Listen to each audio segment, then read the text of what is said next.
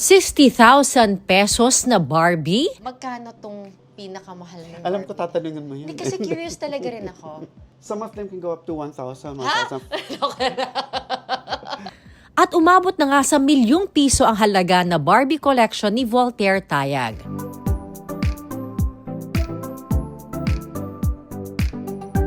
At di niya inakala na ang kanyang hilig sa costume, kalaunan ay magdadala pala sa kanya sa mundo ng Miss Universe. Ngayon, real-life queens na ang kanyang mga alaga. I always believe the law of attraction, and your passion really leads you to where you're supposed to be. But at the end of the day, it's only God that can really take you to where you're supposed to be. Get to know Voltaire TAYAG, living on top of the world and helping the queens achieve their dreams. Come with me, put your hands together, ta-da, let's be happy.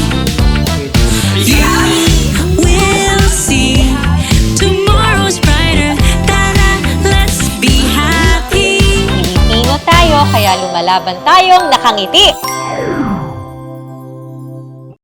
Hello. Mahilig ka ba sa manika?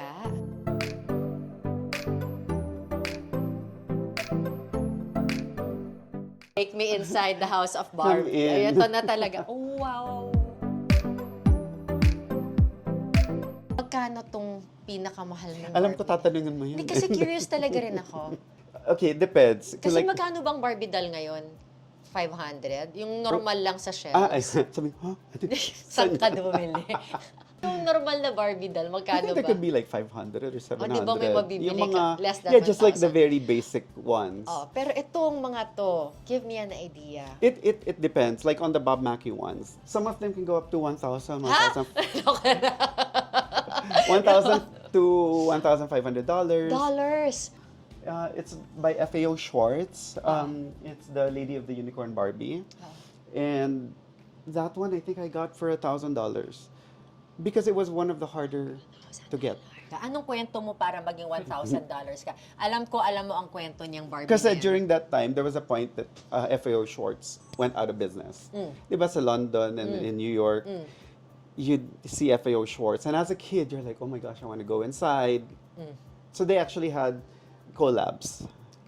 As we would know them today, collabs. So Barbie had collabs with them. Some of them are also more collectible, and oddly enough, some of the scary ones. I think they're like people love horror. Yeah. People love scary things. So Kunwari, the Dracula Barbie right up there is one of the more difficult ones to find.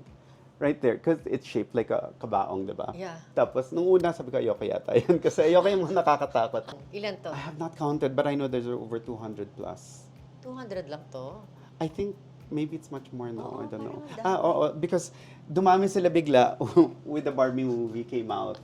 Because parang sabi ko, oh my gosh, I'm gonna regret it if I don't get all of The them. cast, oo. Oo, like the different outfits. Sabi ko kasi, bibilin ko lang yung isa, yung favorite ko, yung nakaganito siya. Then sabi ko, no, I'm gonna regret it 5 years from now and I don't want to pay extra. So I might as well buy them at retail sa Mattel.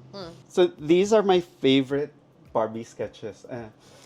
Some of the Barbies, my favorite Barbies are the Bob Mackie collection. Bob Mackie. Bob Mackie is my super favorite designer. He's the one that did all of the costumes for Cher. So if you can imagine how fabulous those costumes were. So he started doing these in the 80s. I started collecting all of the ones that I dreamt of as a kid. And each one of them actually came with a sketch, an illustration by Bob Mackie.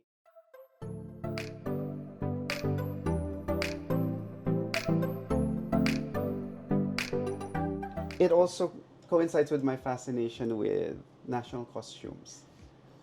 That's how it all started because I just love the Barbies in national costumes. That's how I started collecting Barbies. Yun yung mga yun yung mga things that drew me into getting Barbies. It was really the national costumes.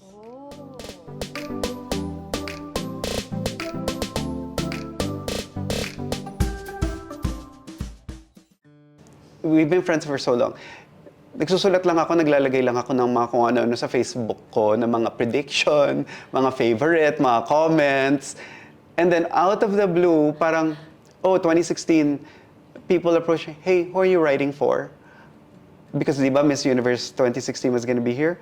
So I have friends in the industry that magazines, editors ask me, who are you writing for? I'm like, for what?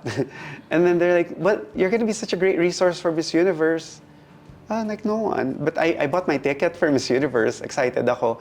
And so my friend Liza Ilarde, who is the style and fashion editor for Manila Bulletin, she's like, I can't promise you, but let me try to get you accreditation. But you just promise that write a couple of articles for me. That's how it started. And then another one of my friends said, I know the editor from Rappler. Do you want to interview with her? I'm like, sure. And then so they asked for my articles, and then next thing you know, they're like, oh, there was such a good review, good feedback. Do you want to become the pageant correspondent? I'm like, do I want? I'm like, yes. I was happy that somebody was gonna listen to whatever I had to say and that I was gonna have access to the pageant as media. So that for me was already like, score.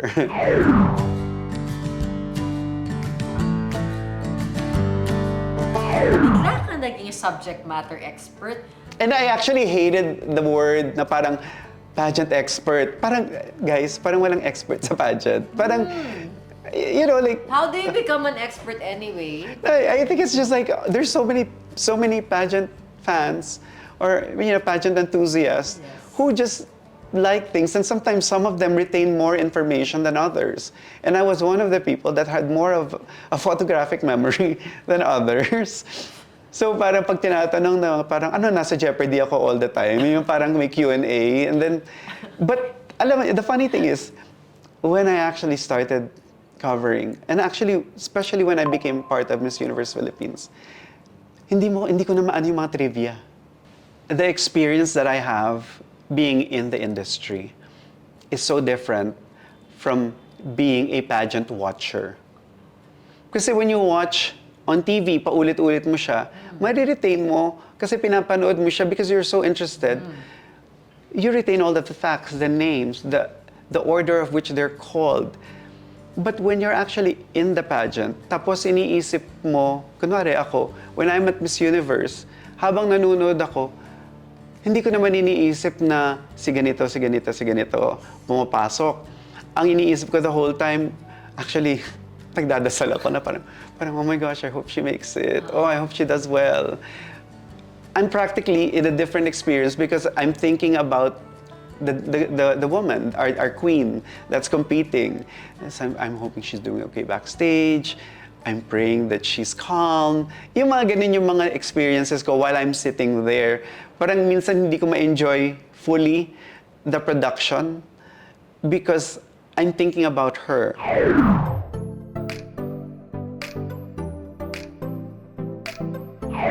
The Beauty Queen Barbies. These are custom. What do you mean? Miss Universe Philippines, Bea, Chelsea, Pero Celeste, sino nagmamanufacture? and MMD. They're Filipino doll makers. Kami gano'n. Yes, ang galing nila. Well, when I first got to know them, I just thought, basta kamukha lang nung ano, yung Candidates, damit, oo. yung crown, okay na ako. But then what they do, they actually erase the face and repaint. That's why they look like Michelle, Celeste, Chelsea, and Bea. Happy ka ba? Para wag ka mabitin, please like and subscribe to our channel para makagawa pa tayo ng mga inspiring at nakakahaping mga content. And don't forget to click on that alert button. Now na! Maraming salamat! Be happy! The reason why I started with this was I started gifting them to the designers who make the evening gowns of the Miss Universe Philippines. Because I know like a lot of them, they do it from the goodness of their heart. And as a thank you, there's no better way. And I think they appreciate it, and I know they love it. So I would gift them the same Barbie of the evening gown that they made. So this one is by Mark Baumgartner. Of course, this is by Tito Val Taguba. Manny Halasan, and Francis Libiran.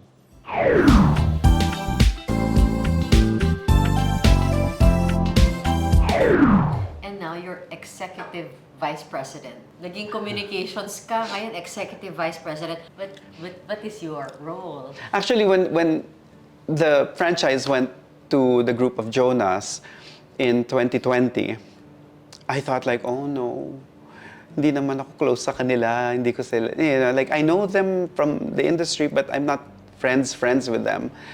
So I thought, hindi na ako makakasama sa org, like the way I was in Binibini. But God has this wonderful way of making things happen. And for whatever reason, 2021, they realized that they needed somebody to be in communications. And they thought of me.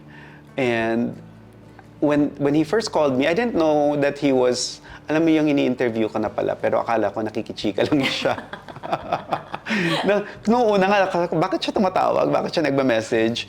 Bakit siya nagpapa-correct ng ganito? Or getting my opinion on this thing? Because it's like, di naman kami close. Didn't realize, yung pala yung way niya to see, is this somebody who's gonna fit in our group, in the culture of Miss Universe Philippines? Buti na lang sinagot ko, di ba? Hindi ko na scene zone. and that's how it started. And then so communications and me being like enthusiastic is, oh my God, this is my dream. I'm like, this is where I belong. Then I would be asked to join this meeting, and then I was hosting the press. Actually, nung una, sabi ko, nagtitipid lang yata kayo, kaya ako yung ginagawa niyong host for the prelims and for the press presentation. But because I knew the media, and I had a rapport with people. Yes, you're part of it. Yeah, but it started with that idea, and then it just kept on going. And then, kasali ako sa ganito, kasama sa ganito. Next thing you know, I'm a part of all like these different aspects of the Miss Universe Philippines organization, or like in running it and the production. Then I become executive vice president.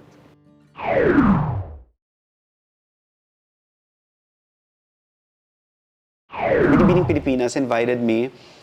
They were doing a seminar, kind of like a self-love seminar with the newly crowned 2017 queens.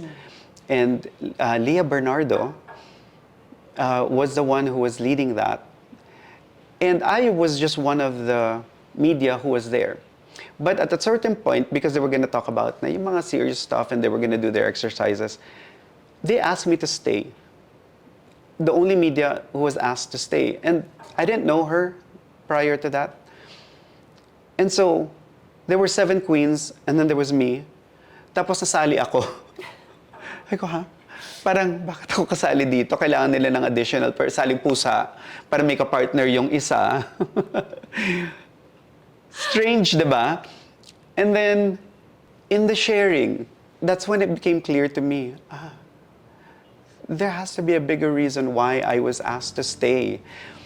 And why I actually got there. Because prior to that, your friend and I met in church, Dawn, in Sanctuario. And for years, I was part of the single young adults. And we were doing a lot of the counseling, and we were doing a lot of the guidance for the retreats. So I had a lot of experience dealing with a lot of the youth, all the problems you have with your family, the career, yourself, and all of that. And then I got there.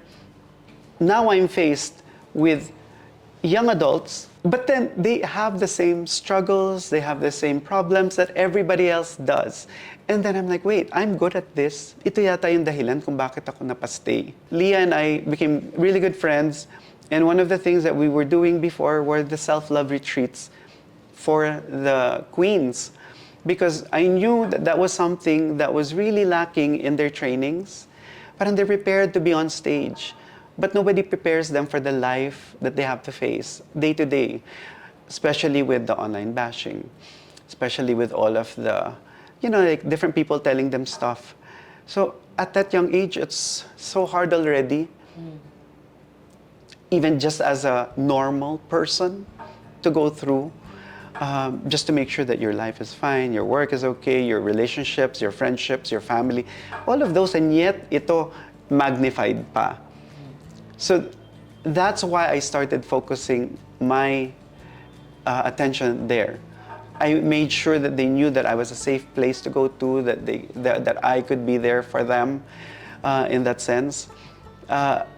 That's how, from fan to spectator to media, and then suddenly parang counselor, for lack of a better term, I was just there for that. So that's pretty much what I do, I guess. And actually, kung gusto mong mapanood, you should watch A Queens Runway, which is now on Netflix. It's the reality of pageant. Ask yourself, is this really what I want to be doing?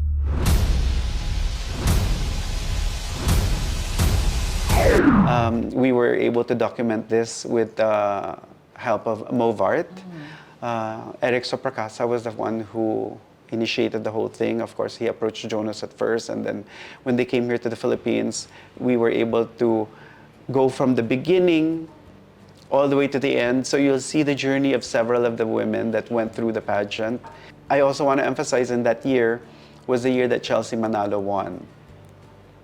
She was an underdog. She didn't have a lot of resources. She didn't have a lot of budget. But I was actually happy that somebody with only a dream in her pocket won.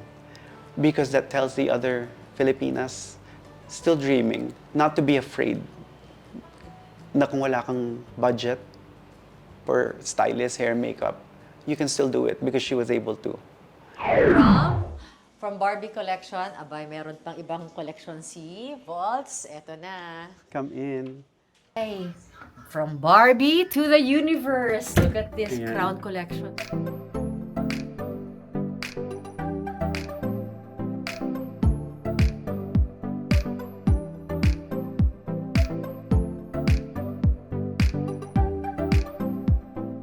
All the replicas of different Miss Universe crowns throughout the years, and also the Miss Universe Philippines crowns. Ito Itong ako sa dalawa. luma. Gusto ko. Ito yung Miss Universe Philippines, This the current feels- one, the Jewel Mer. Well, that's not Jewel Mer, that's a replica. That's the Lemer and Majest, the Jewel of the Sea. Jewel of the Sea. And who wore this one? Yan, sina Celeste, Chelsea, Michelle D. Miss Universe It's the Philippines same all the to. time pag ganun. Yeah. So every year, it's just really passed on. The ladies, the queens get a replica maybe to keep. Yes. Ah. Well, I give them a replica, but they can keep. The one that they did is a Miss Universe. This is the actual, well, not the actual, but this is a replica of the Miss Universe crown right now. Because it's also by Jewel Mer. It's the first time that the Philippines has furnished the Miss Universe crown. Wow, tayo ang nagpo-provide Miss Universe. Yes, the Miss Universe. Miss The Universe. actual Miss Universe crown. It was the first time this year. Oh my gulay. Congrats to our craftsmen. Yeah. Diba? Yung Jewel Mer. Oh my God, Jewel Mer. Nung nandito sa Miss Universe, si Shanice Palacios, parang their sashes get dirty because of the body makeup, you know, because it goes through a lot. And yung makeup nila, and then it gets smudges and whatever. So nang nandito siya, they ask me kung saan pwedeng palinis. Ayoko naman dalhin sa Yeah. cleaner or whatever, it's baka masira, tapos I would feel responsible. So ako naglinis. And then ako yung, because I do my laundry. I love doing laundry. I'm very domesticated. So what I did, ako naglinis. Tapos nakakatawa kasi dun sa downstairs, binideo ko yun. Sabi ko, ay, nakasampay yung actual Miss Universe sash sa bahay ko. From being someone who was just fascinated by Barbie and the costumes, and now being actually part of those human Barbie dolls. How did it change you? Your perspective? How did it change you as a person? I never did it to prove something. I did it because it's something that was just natural to me. It was something that I felt strongly about, things that I loved. And now that you're asking me about it, I realized that it became much more than that, because what was flowing out of me was that love and passion and purpose grounded in my faith. And that extends to all the people that I meet. I think that's how I've learned to always trust that things will be given to you at the right time. And when it's given to you, you know, there will be challenges, but you have to accept it for everything that it is. Not everything is always going to be golden, and not everything is always going to be glittery. There will be difficult moments, but you just keep going. Because at the end of the day, when I think about it now, I go back to the women who are starting their lives.